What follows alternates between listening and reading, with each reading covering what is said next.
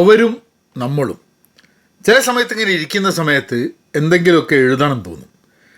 എഴുതിയിട്ട് അതിൻ്റെ final form കവിതയാണോ എന്തെങ്കിലും എഴുത്താണോ എന്താണെന്നൊന്നും അറിഞ്ഞുകൂടാ.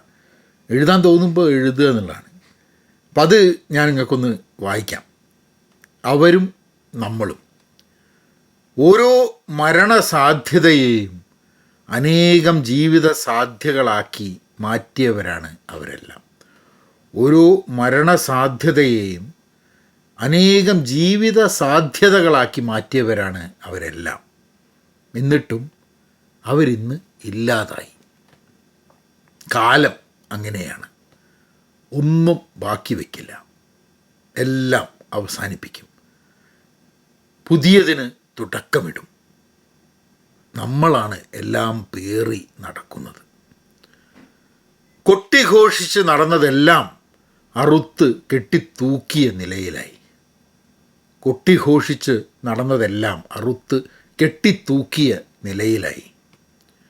അവയെ ചില്ല് കൂടുകളിൽ ഭദ്രമാക്കി ദിവസവും പൊട്ടിച്ചിരികൾ അവർക്ക് മുന്നിലൂടെ നടന്ന് നീങ്ങിപ്പോയി. അവയെ ചില്ലുകൂടുകളിൽ ഭദ്രമായി ദിവസവും പൊട്ടിച്ചിരികൾ അവർക്ക് മുന്നിലൂടെ നടന്ന് നീങ്ങിപ്പോയി.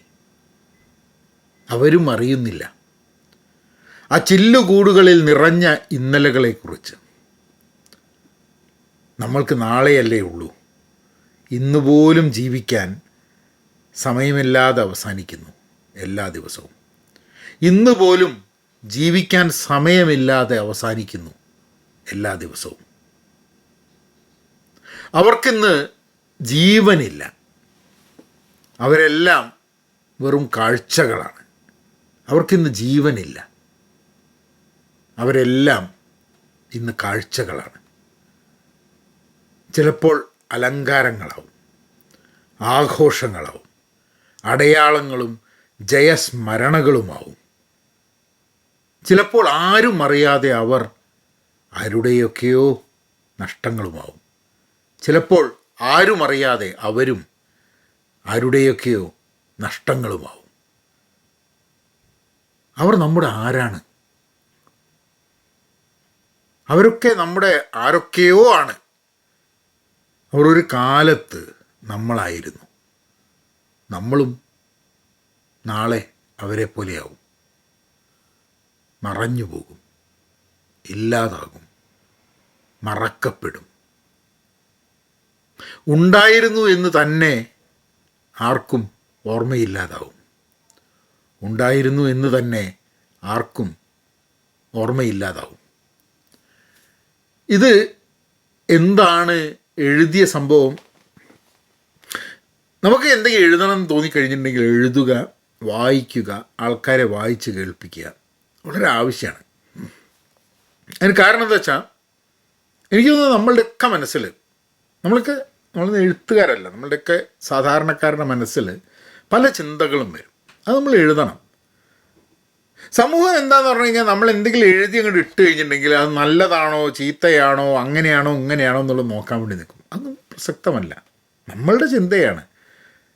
ഏതൊരു വ്യക്തി എഴുതുന്നതും ഒരു പബ്ലിഷിംഗ് വേൾഡിൽ, റീഡിങ് വേൾഡിൽ അത് നല്ലതാണോ ചീത്തയാണോ എന്നൊക്കെ ആൾക്കാർ പറയാം.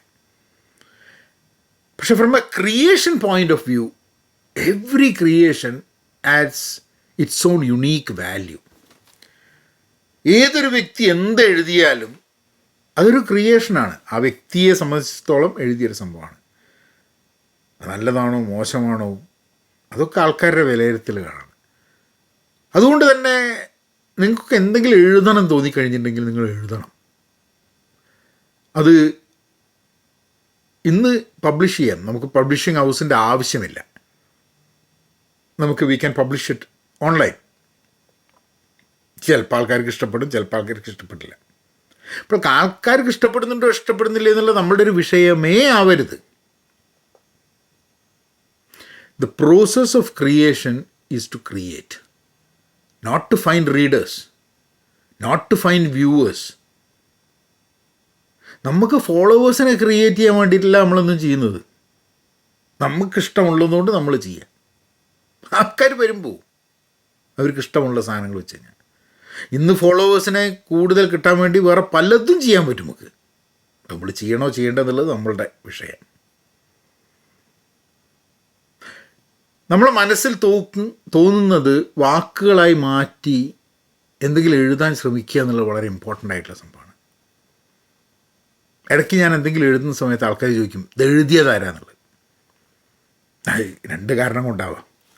ഒന്നെങ്കിൽ ഇത് എഴുതിയവനെ കിട്ടിയിട്ട് വേണം രണ്ടെണ്ണം പൊട്ടിച്ചു കൊടുക്കാമെന്ന് വിചാരിച്ചിട്ടായിരിക്കും. അല്ലെങ്കിൽ എനിക്ക് ഇങ്ങനെ എഴുതാൻ പറ്റില്ല എന്നുള്ളൊരു ധാരണ കൊണ്ട് ചോദിക്കുന്നതായിരിക്കും ഇത് ആരെഴുതിയാണ്. കാരണം ഞാൻ എഴുതിയ എന്നുള്ളത് പറഞ്ഞാൽ അവർ വിശ്വസിക്കില്ല.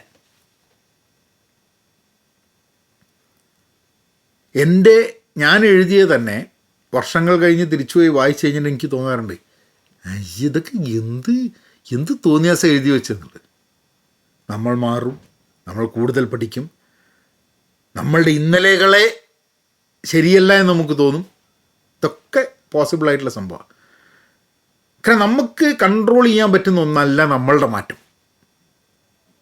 V continuously change and we cannot control that, we cannot stop it.